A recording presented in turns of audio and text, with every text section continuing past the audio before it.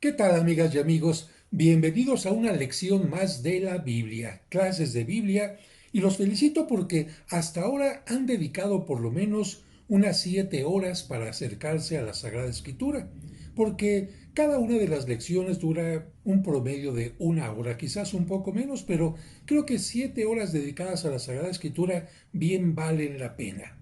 Y los invito a que no se desanimen. Estamos llegando a la lección número 8 y al llegar a la lección número 10, después de todas estas introducciones, vamos a ir explicando cada uno de los libros de la Sagrada Escritura para que cuando los lean, pues lo puedan hacer sin ningún problema, entendiendo sobre todo el contenido. Lo más importante, recuerden que a veces estos libros están llenos de parábolas, de signos, de elementos poéticos, y lo importante es entender qué me quiere decir este libro.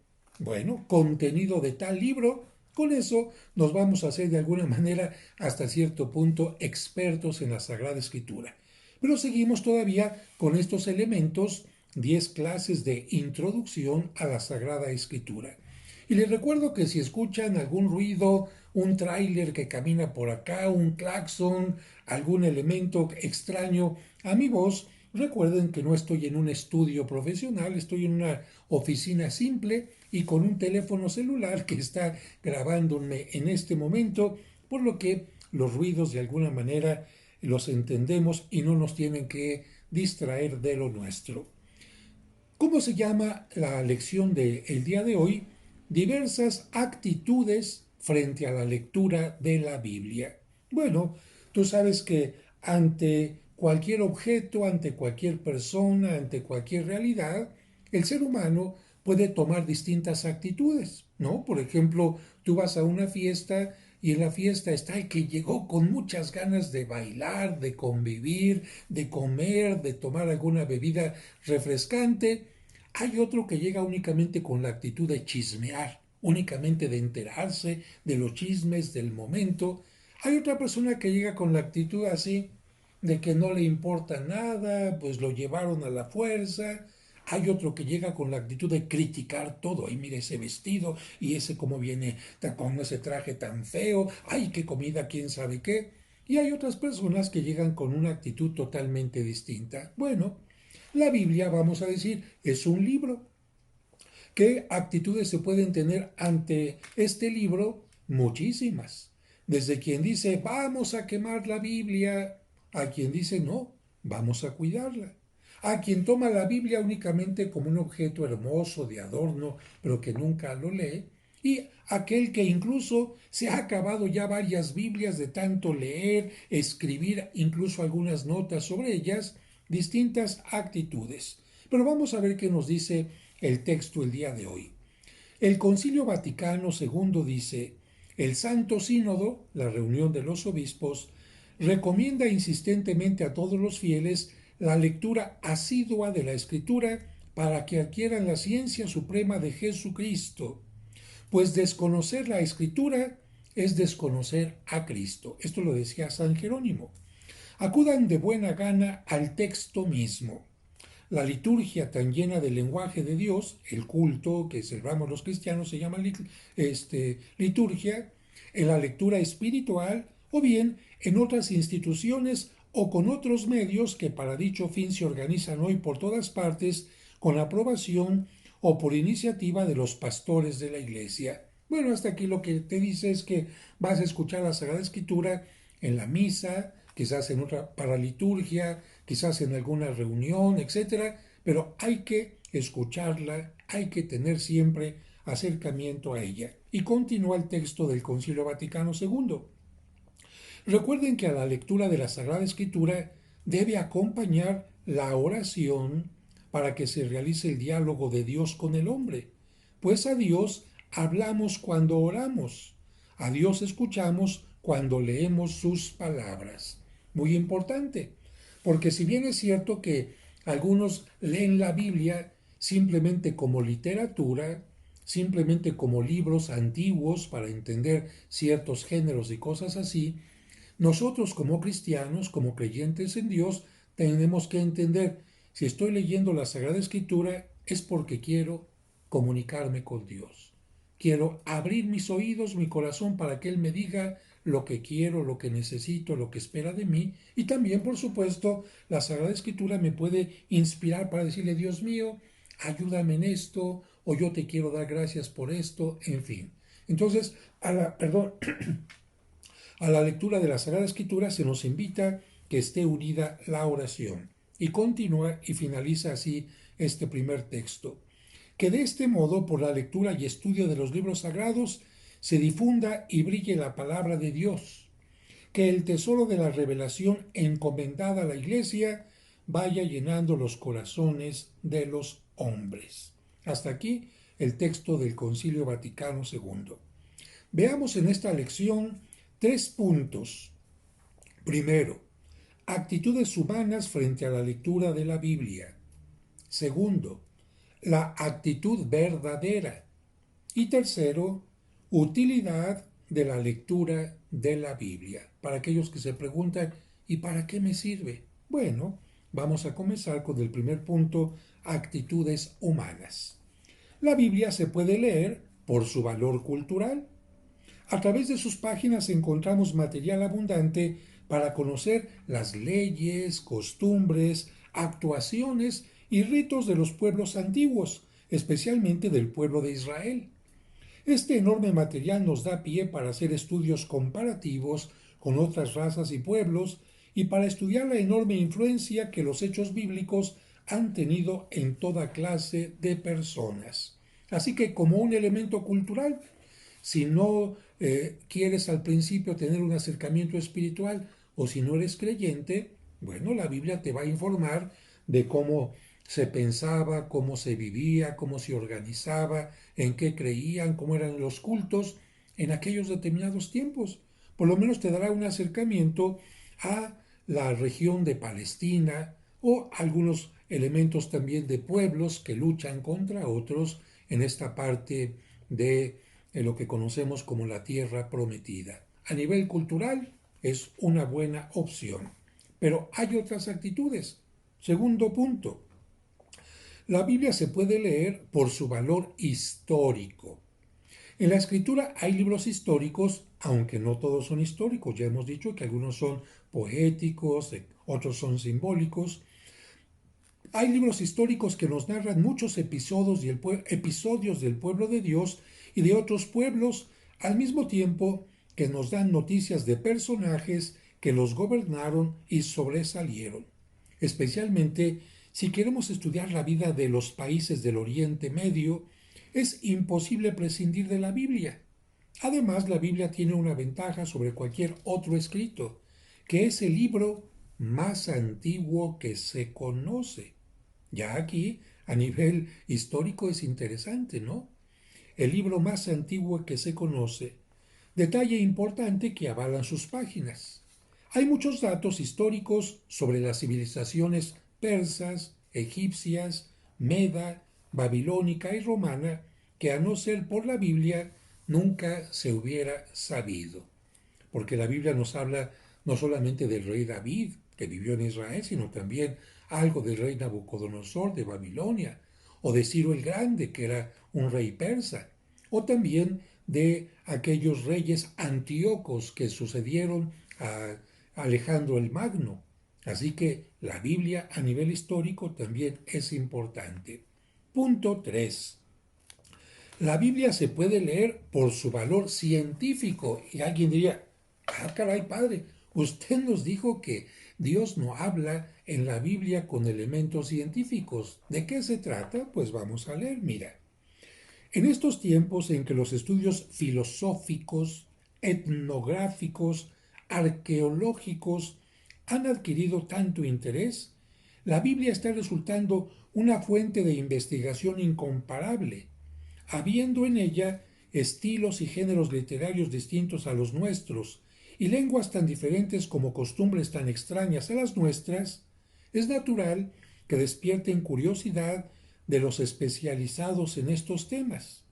Los estudios geológicos e incluso astronómicos tienen también a la Biblia como fuente de consulta. Bueno, y aquí vamos a referirnos a esto concretamente. Por ejemplo, La arqueología es una ciencia que trata de encontrar información del ser humano a través de enterramientos, vasijas, yacimientos que se han encontrado de alguna ciudad, algunos escritos, en fin. Bueno, pues la Biblia está ayudando a algunos arqueólogos, por ejemplo, a buscar algunas ciudades mencionadas en la Sagrada Escritura.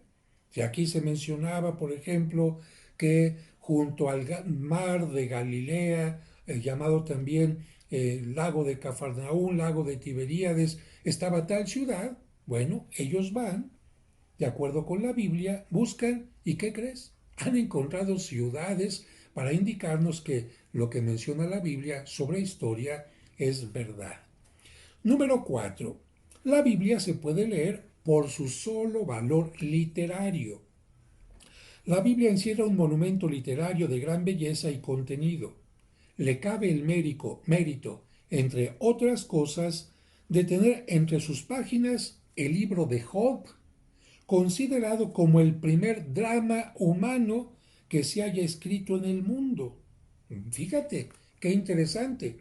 Si bien los griegos tuvieron varias historias sobre drama, y después, por supuesto, Hamlet, y en nuestro tiempo también hay muchas historias y novelas que tienen que ver con el drama humano, fíjate, el libro de Job, este libro en donde Dios incluso y el demonio se ponen a platicar y hacen hasta cierto punto retos, es el primer libro de drama humano. Así que si no lo vas a leer por el mensaje, por lo menos léelo, porque se trata de el primer libro considerado que tiene el primer drama humano que se haya escrito en el mundo.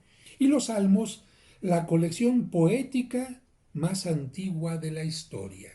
Así que si alguien te pregunta o si tú en alguna reunión quisieras pasar así como por muy erudito, ¿y saben ustedes cuál es la colección más antigua históricamente de poesía? Y algunos van a decir, ay, pues no, la verdad no sé cuáles son, no sé dónde está. Y tú vas a decir los 150 salmos de la Biblia. Porque recuerda que los salmos, aunque tocan temas históricos, son libros poéticos. Incluso fueron escritos para ser musicalizados. Y hay trozos literarios y poéticos de todas las clases y estilos. Y aquí nos habla de una nota también muy interesante sobre el Cantar de los Cantares. Libro de Cantar de los Cantares que incluso fíjate que en algún tiempo la gente decía, ese está prohibido. ¿Por qué?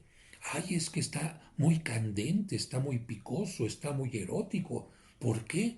Pues porque habla de un hombre que le dice a la mujer, quiero llevarte al lecho. Y la mujer le dice, sí, llévame contigo y bésame. Ay, ay, ay, ¿qué es esto en la Biblia? Yo creo que esto lo metió alguien contrario a la fe.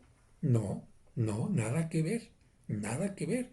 El libro de los Cantares es un libro muy hermoso que además sirve de inspiración para muchas de las letanías de la Virgen María. Ahorita no me detengo aquí, ojalá algún día pueda dar mi curso de iconografía mariana para hablar de eso, pero ahorita no me salgo del tema.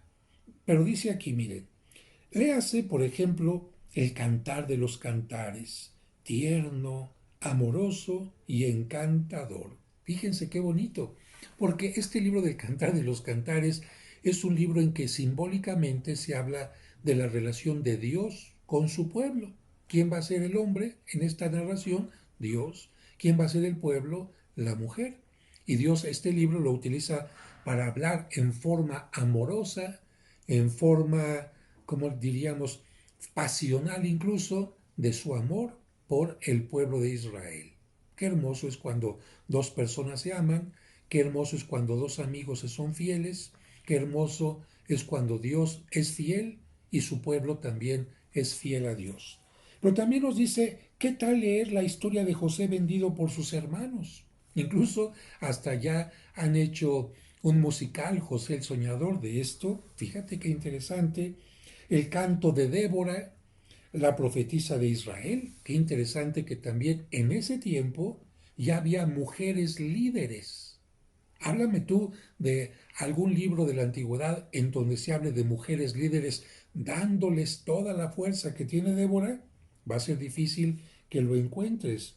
También las lamentaciones del profeta Jeremías sobre Jerusalén envuelta en ruinas. Aquí es muy interesante este libro porque ¿qué sentirías tú si vieras que llegan enemigos y destruyen la ciudad donde vives totalmente, que queman el templo al donde acudes normalmente y se llevan a la gente al exilio? Bueno, exactamente esta lamentación de Jeremías es interesante porque nos habla del dolor humano de perder algo importante y valioso y sobre todo no por un simple hecho, sino porque la gente ha ocasionado esa destrucción. La gente por su mala conducta ha ocasionado eso y eso te hace preguntarte, ah caray, ¿y no estaré haciendo yo con mi vida algo que me esté trayendo calamidades? Los trozos del más grande poeta bíblico Isaías sobre la viña, porque Isaías habla poéticamente sobre el pueblo de Israel como si fuera una viña. Y nos habla de otros elementos más también que son interesantísimos, como por ejemplo el libro del Apocalipsis, que está lleno de signos y que podría permitir una película de estas con efectos especiales y bajan caballos del cielo y se escuchan trompetas estereofónicas y del mar sale un oso y sale un león. Fíjate, elementos interesantísimos, claro, no hay que quedarnos solamente con lo externo, con lo simbólico, sino llegar al contenido. En todo tiempo y lugar, incontables personas, dice aquí, han tenido inspiración de la Biblia por su valor literario. Y aquí podemos decir, a ver, ¿cuántas pinturas conoces tú de artistas que hicieron escenas de la Biblia? Puedes encontrar a grandes pintores que se inspiraron en esto. ¿Cuántos poetas? ¿Cuántos músicos también se han inspirado en historias de la Biblia? Y ya te he dicho también cuántas obras de teatro e incluso películas. Ahí tienes los 10 mandamientos, tienes Quo Vadis, tienes la Pasión de Cristo, tienes muchísimas historias como la del rey David bailando delante del arca de la alianza. Y un ejemplo de estos podrían ser Dante en la Divina Comedia, Miguel Ángel, por supuesto, el Juicio Final, la Capilla Sixtina, el Greco, que pintó a los apóstoles y muchas escenas más, Bach en sus pasiones, en sus oratorios, Pascal, Dostoyevsky y muchos otros más. Y dejamos este punto de la Biblia que se puede leer por su valor literario y vamos ahora a la Biblia también se puede leer por curiosidad y hasta con mala intención. Sí, fíjate qué interesante. Por curiosidad, ¿quién duda que en la escritura hay narraciones y escenas bien curiosas que entretienen y distraen? Cualquier trozo histórico se presta a ello. Y bueno, a nivel de curiosidad, ¿y dónde habrá quedado el arca de Noé? Y si es cierto que está en el monte Ararat, ¿y qué pasó con Sodoma y Gomorra? Están debajo del mar muerto. A ver, vamos a leer. Bien, y hasta con mala intención. En realidad, en la escritura hay algunas escenas donde se relatan descripciones un poco fuertes sobre excesos y pecados. Y si uno quiere mirar en ellas el lado negativo, pues fácilmente lo encuentra. Como por ejemplo, ¿qué? A ver, uno de los hechos que escandalizan a muchos en la Biblia. Cuando Lot, este pariente de Abraham, vivía en Sodoma y pues es enterado, se entera de que Dios va a destruir Sodoma y Gomorra. Y entonces el ángel le dice, sal con tu esposa y tus hijas, pero no voltees para atrás porque puede haber problema. Y la esposa de Lot, lamentablemente, cuando salen, voltea hacia atrás. ¿Y qué le pasa? Tú lo sabes muy bien. Quizás no sepas en qué libro de la Biblia, quizás no sabes en qué capítulo, en qué versículo, pero sabes en qué se convirtió en sal. Para que veas cómo tienes influencia de la Biblia de una o de otra manera. Bien. Y entonces viene un gran problema con sus hijas. sus hijas se ponen a pensar, bueno, mi papá es el único hombre que hay, o por lo menos el único hombre en todo este entorno. Si mi papá muere, ¿qué va a pasar con nosotras? Y entonces en la Sagrada Escritura viene esta historia que para muchos es impactante y que incluso la hicieron muchos pintores. ¿Cuál escena? El momento en que las hijas de Lot lo embriagan para tener relaciones con él. Claro, alguien con malas intenciones, ¡ay, ay! En la Biblia se está enseñando esta cuestión espantosa de que los hijos tengan relaciones con los padres. A ver, si no entiendes todo el contexto histórico, como te lo estoy contando, el contexto psicológico, el miedo, la angustia de que se iba a acabar el género humano, no entenderás esto. Por supuesto que la iglesia nunca va a estar, y mucho menos la Biblia estaría, y por lo menos Dios no estaría a favor de que los padres tengan relaciones con sus hijos. Pero se nos está hablando también de un drama humano que puede llegar hasta este punto. Otra historia que también ha ocasionado mucha, así como admiración, es cuando el rey David, pudiendo tener tantas esposas, porque el rey David, no creas que tenía una sola esposa. Esto de tener una sola esposa en la Biblia vendrá mucho tiempo después, especialmente en tiempos de Cristo, pero antes los reyes especialmente podían tener muchas mujeres. Y aquí lo interesante es que el rey David, pudiendo tener muchas mujeres, le echa el ojo, como se dice popularmente, a una mujer casada. Y no solamente eso, casada con uno de sus mejores generales. Y no solamente eso, la lleva con él y queda embarazada. Y cuando la mujer queda embarazada, Betsabé, David, para disimular y para que no haya ninguna situación, manda de una u otra manera que asesinen al esposo y se queda con la mujer. Imagínate, qué delicado, qué delicado. Así que si alguien quiere leer la Biblia buscando únicamente cosas negativas, lo puede hacer, ¿eh? Lo puede hacer y por supuesto va a quedarse impactado. Por eso dice aquí, y si uno quiere mirar en ellas el lado negativo, pues fácilmente lo encuentra, pero los autores bíblicos no narran esos hechos con la finalidad malsana.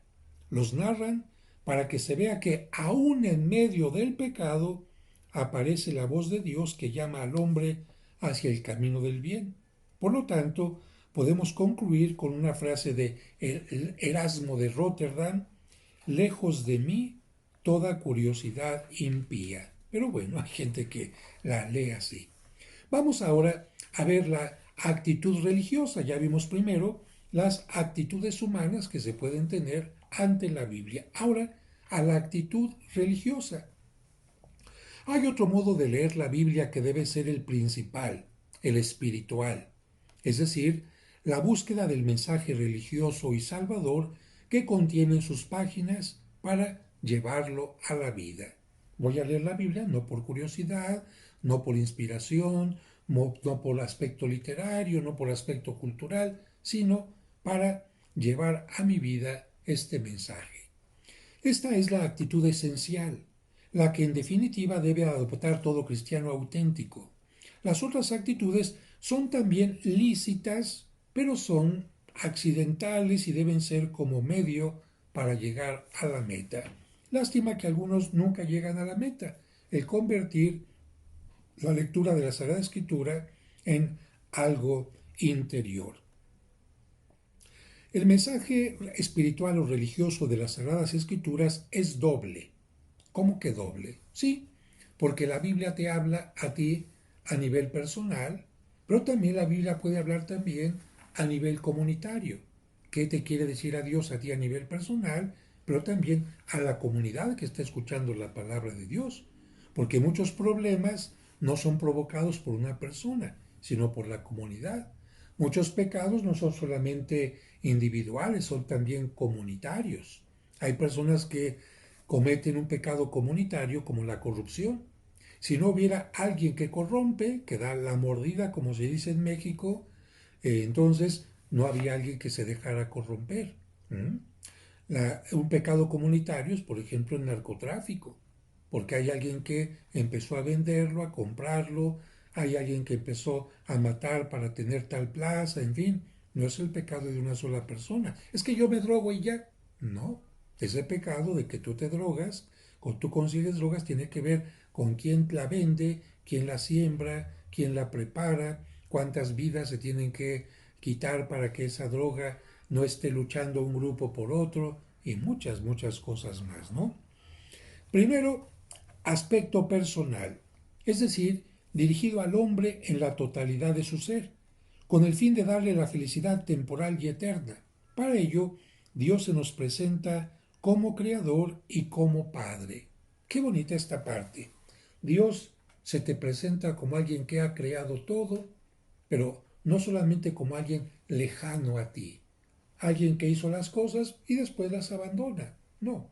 Aquí en este caso, alguien que ha creado y también se da a conocer como un ser amoroso. Pero vamos a leer. Como creador, lo vemos principalmente en las primeras páginas del Génesis, en que el escritor presenta a Dios tomando sus manos un poco de barro, en sus manos un poco de barro, hasta darle la vida, soplarle y hacerlo a su imagen y semejanza. Todo esto para decirnos que nos hizo con especial cuidado y consideración, de una manera distinta que a las demás criaturas, y que por lo tanto eres una obra especialísima de su amor. Tú no eres un accidente de la naturaleza, tú estás creado por Dios y eso ya te hace un ser maravilloso. Como Padre, es el Señor que se preocupa por cada uno de nosotros y que se acerca al hombre, a ti, porque nos ama y quiere que seamos en verdad hijos suyos. Y porque se preocupa de nosotros y se acerca a nosotros y nos ama de verdad, nos envió a su Hijo, Jesucristo, palabra suya, que tomó nuestra propia naturaleza. Por eso leemos en San Juan: tanto amó Dios al mundo que le dio a su Hijo unigénito, a fin de que todos cuantos crean en Él no perezcan, sino que tengan vida eterna. Esto en cuanto se refiere a el mensaje espiritual personal. Ahora, mensaje espiritual comunitario, es decir, dirigido al pueblo de Dios personificado en el Antiguo Testamento en Israel y en el Nuevo Testamento en la iglesia fundada por Cristo. Así que queda claro, a nivel comunitario Dios se dirige en el Antiguo Testamento al pueblo de Israel y en el Nuevo Testamento a los seguidores de Cristo, a la iglesia en forma comunitaria. Este pueblo será el encargado de transmitir al mundo el mensaje espiritual y salvador a través de sus profetas y apóstoles, para que ese mundo, salido también de la mano de Dios, no perezca, sino que se salve. Dios se dirige a la comunidad y quiere que la comunidad también sea encargada de llevar este mensaje a más personas. En el Antiguo Testamento, a través de los profetas; en el Nuevo Testamento, a través de los apóstoles; y en nuestro tiempo, a través de cada uno de los cristianos.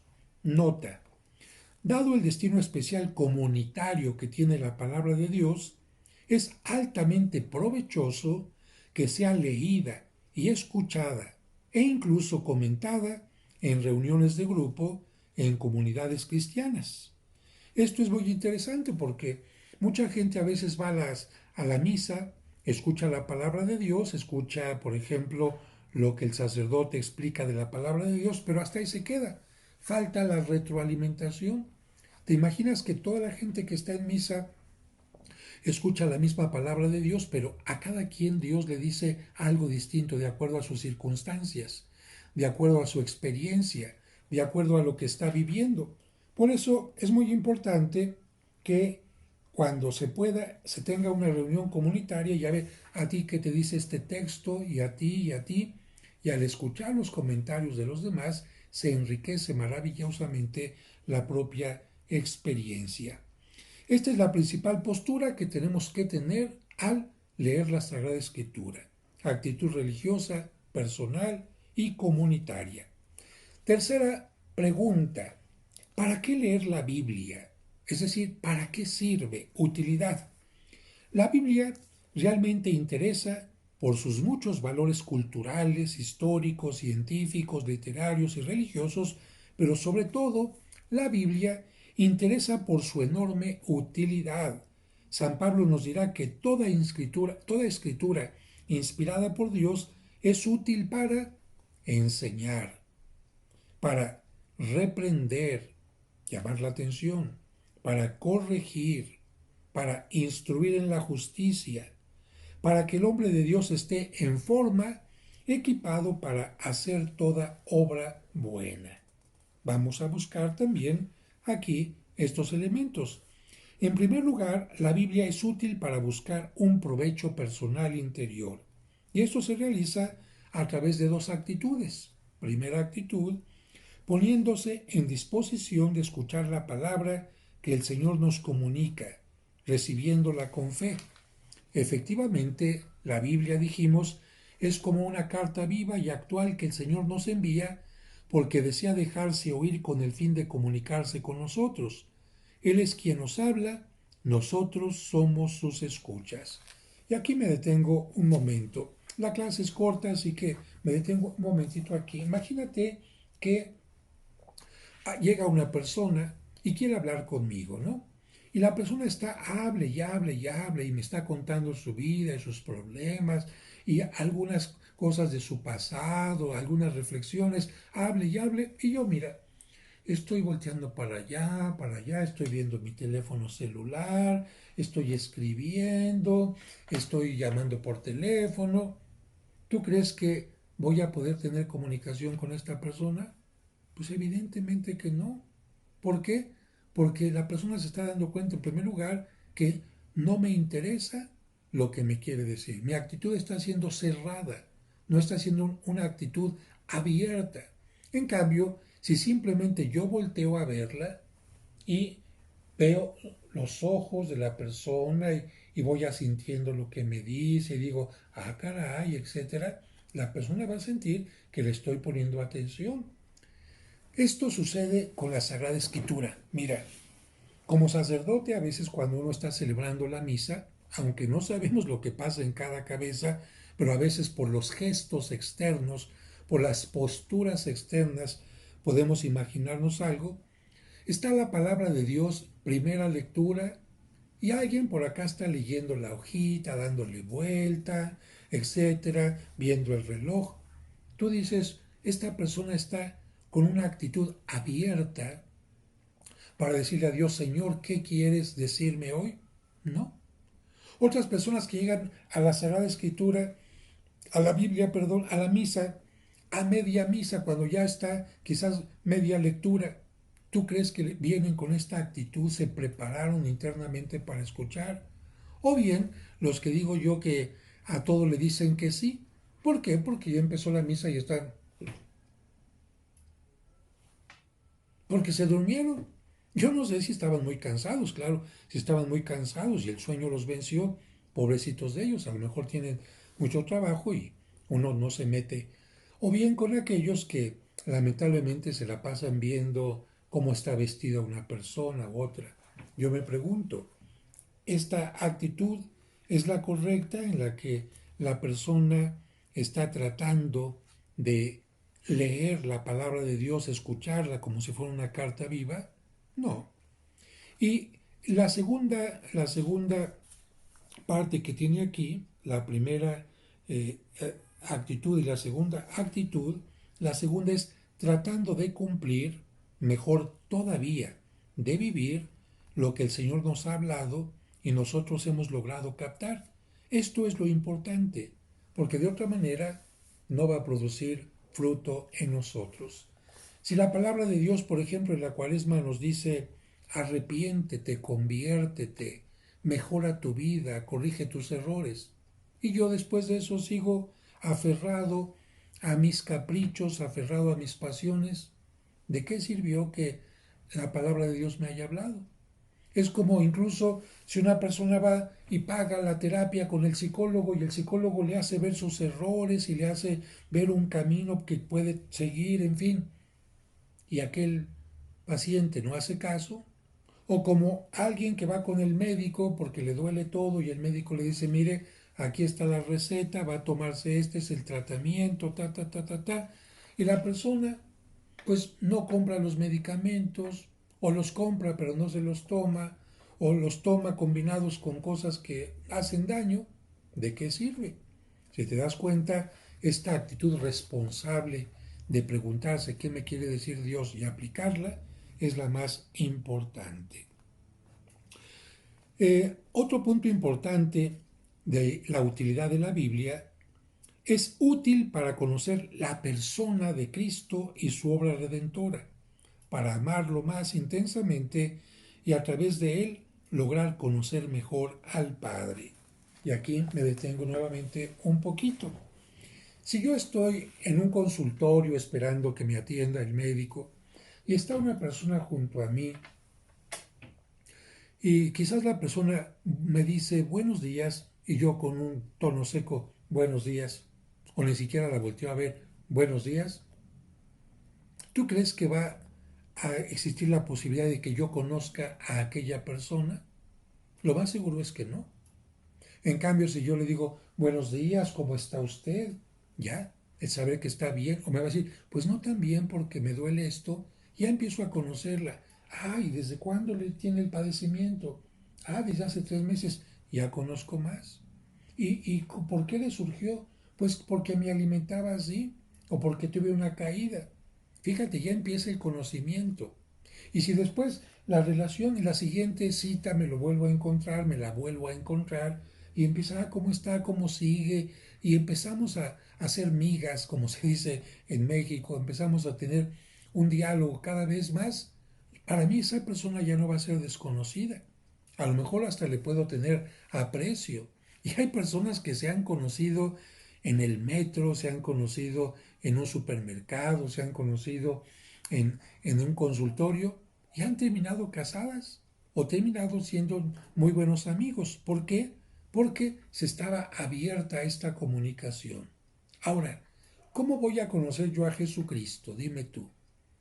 Si la Sagrada Escritura es la mejor forma de conocerlo, si yo escucho lo que él, ¿verdad? Leo lo que él predicaba, sus enseñanzas, sus llamadas de atención, los valores que predicaba, etcétera. Aquí conozco a Jesucristo. Yo no voy a poder conocer a Jesucristo de una manera más profunda porque veo una película. Claro, hay muy buenas películas sobre Jesucristo, sobre la vida de Él, pero muchas otras tienen tanta fantasía que a lo mejor me pueden alejar de Él, como las películas del Niño Dios, que tienen tanta fantasía, tanta, que al final ya en lugar de conocer a Cristo realmente me alejé de Él. Hay películas incluso que presentan a Cristo como si fuera un gay o como si fuera un revolucionario o como si fuera simplemente un humano. Y esto evidentemente no es lo que la Sagrada Escritura me está mencionando. Es lo que han escrito de Jesucristo otras personas de nuestro tiempo o de otro tiempo, pero no es la Sagrada Escritura. Así que si yo quiero conocer a Jesucristo, su obra y amarlo, tengo que acercarme a la Sagrada Escritura. Dice aquí, el Papa Benedicto, en su encíclica Spiritus Paraclitus, hace suyas estas palabras de San Jerónimo. San Jerónimo, tú ya lo conoces bien, te dije que fue el que escribió, el que tradujo la Biblia del griego y del hebreo al latín. ¿Qué decía San Jerónimo? Yo cuando leo el Evangelio y leo allí testimonios de la ley y testimonio de los profetas, solo a Cristo considero. Así vi a Moisés, así vi a los profetas de suerte que entendiera que hablaban de Cristo. No censuro la ley ni censuro a los profetas, antes bien alabo porque predican de Cristo, y cuando los leo encuentro en ellos el camino para acercarme a Cristo.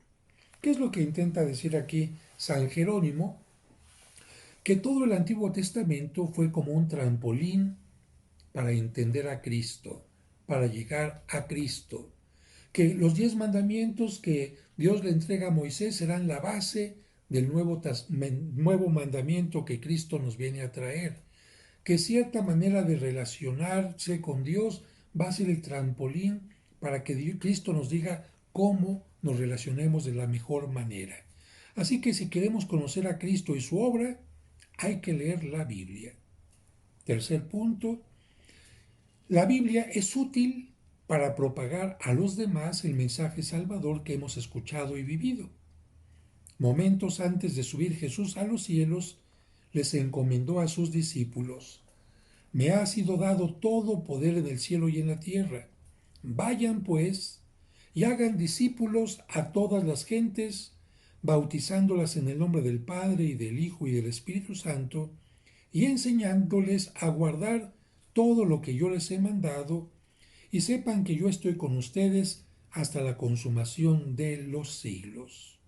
¿Qué significa esto? Cristo envía a sus apóstoles y también a ti y a mí a llevar el Evangelio a la gente que no lo conoce. Otra cita. Y les dijo: vayan por todo el mundo y proclamen la buena nueva a toda la creación. El que crea y sea bautizado se salvará. El que no crea se condenará. ¿Qué significa esto? Que la Sagrada Escritura puede ayudar a que alguien se salve. Y si no le ayudamos, es como si vemos que una persona necesita un medicamento y no se lo damos. La Sagrada Escritura podría salvar a muchas personas que estaban en el camino de la destrucción. Y esto lo podemos encontrar no solamente en el catolicismo. Vemos, por ejemplo, que algunos de los llamados actualmente cristianos, que son también llamados hermanos separados o protestantes, muchos de ellos artistas incluso estaban en el camino del hundimiento, de la destrucción. Y gracias a que alguien les habla de la Biblia, alguien les habla de Dios a través de la Biblia, encuentran un camino de salvación. Pero hay que llevar el mensaje. La intención de Cristo está clara. El cristiano sí ha de ser fiel a la palabra de Dios, no solo tiene que escuchar y vivir el mensaje espiritual y salvador de la Biblia, sino también debe de publicarlo, comunicarlo, participarlo, compartirlo a los cuatro vientos para que otros lo reciban y lo vivan. Dice el apóstol San Pablo. Esto se hace una pregunta, pero ¿cómo invocarán a aquel en quien no creen? ¿Cómo creerán en aquel a quien no han oído? ¿Cómo oirán sin que se les predique? ¿Y cómo predicarán si no son enviados? Como dice la Escritura, qué hermosos son los pies de los que anuncian el bien. Pero no todos obedecieron a la buena nueva, porque Isaías dice: Señor, ¿quién ha creído a nuestra predicación? Por tanto, la fe viene de la predicación, y la predicación por la palabra de Cristo. ¿Cómo voy a predicar lo que no conozco? Tú, para ser maestro, si eres maestro quizás de cocina o maestro de gimnasia o maestro de macramé o de lo que sea, tú tuviste que aprender primero aquello que vas a enseñar. ¿Cómo vas a llevar el Evangelio si tú no lo conoces? ¿Cómo vas a hablar de Cristo si no lo conoces? Si para ti es un desconocido o alguien que has escuchado, alguien de quien has escuchado hablar, pero en películas y cosas así, y te falta lo más importante.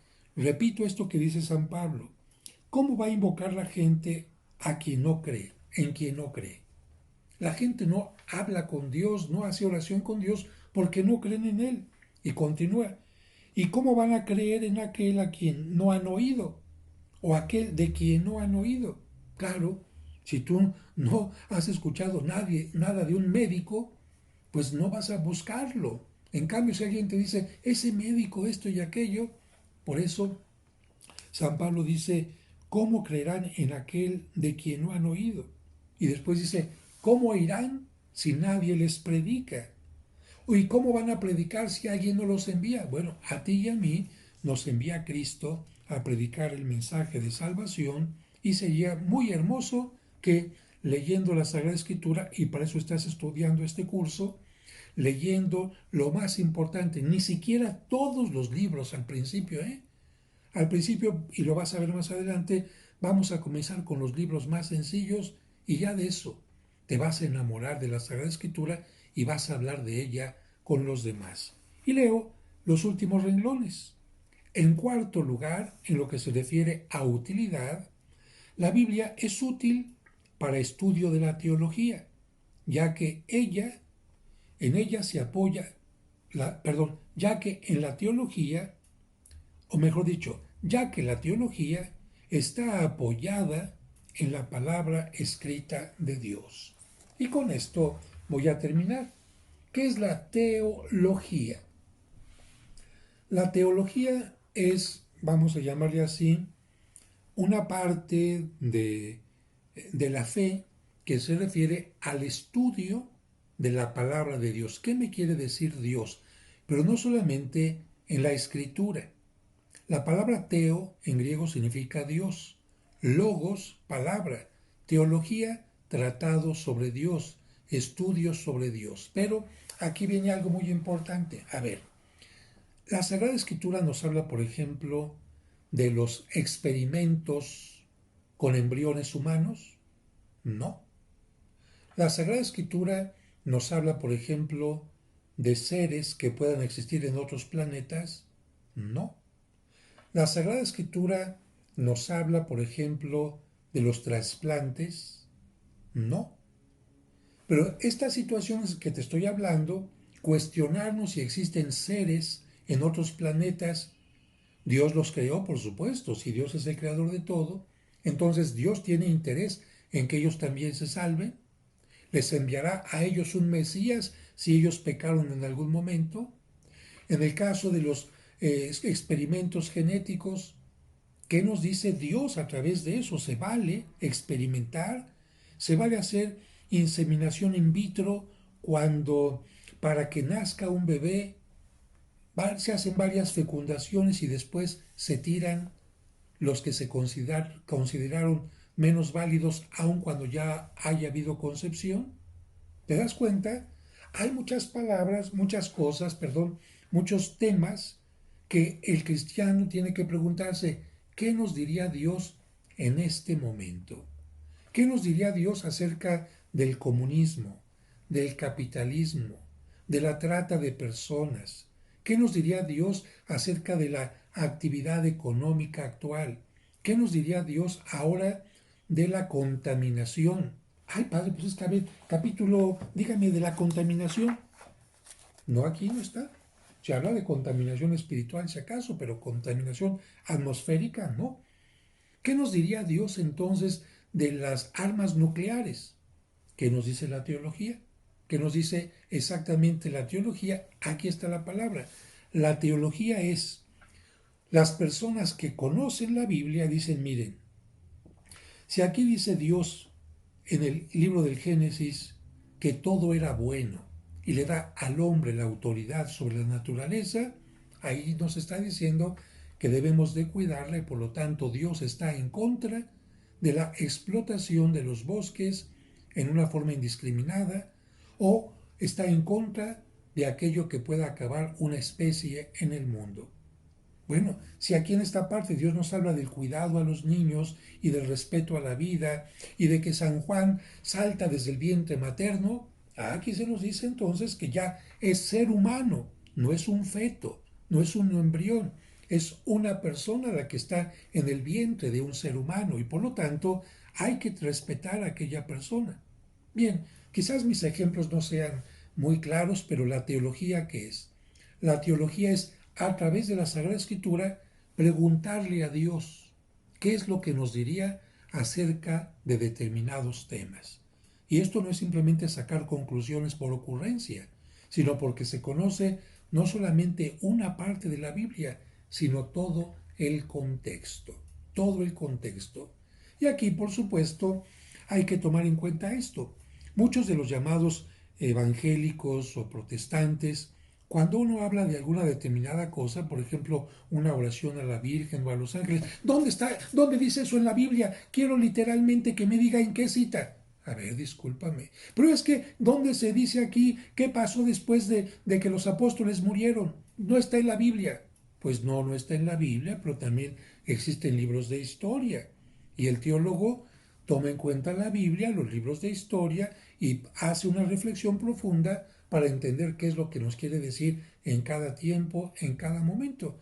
Y a eso se le llama en muchas ocasiones los signos de los tiempos. Bueno, no me quiero alargar más porque les dije que la lección era corta. Hoy hemos avanzado bastante y hemos tocado los siguientes puntos. Diversas actitudes frente a la lectura de la Biblia. Actitudes humanas. También hemos visto la actitud religiosa. El tercer punto, ¿para qué leer la Biblia? La utilidad de la Biblia.